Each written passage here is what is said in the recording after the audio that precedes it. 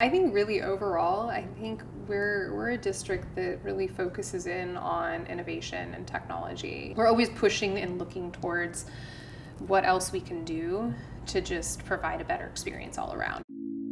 I'm Robert Fletcher. I've been with Inform K-12 for about 6 years now as an engineer. One of the things that really surprised me when I joined the company was how innovative school districts have to be in order to maximize the use of their limited funds.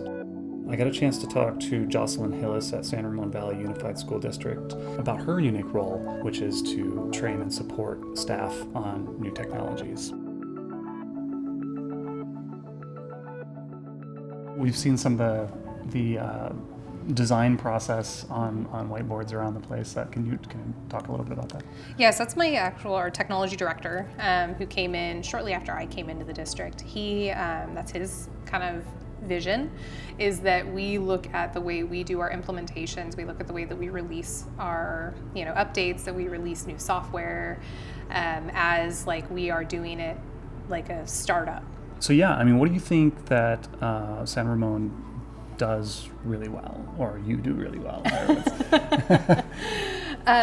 We're always pushing and looking towards what else we can do to just provide a better experience all around, whether it be for staff, for students, for families in the area.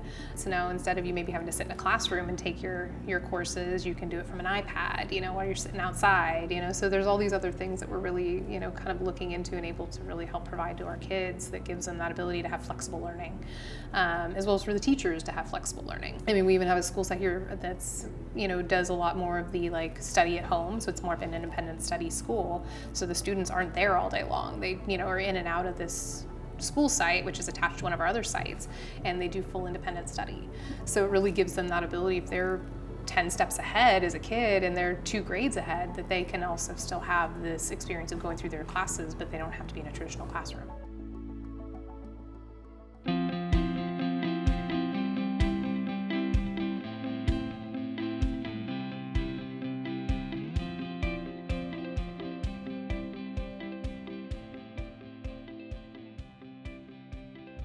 Recently this year hired 2 more social workers, so we have 3 total for our district, because we have such a population of students who are in foster care or who are homeless, or who are in a situation where they need additional assistance. That in this area, I don't think that's something that a lot of people realize is going on in our district, that we have a lot of these kids who are at-risk youth. A lot of what I do really help them kind of improve how they can help to serve their kids that they work with every day.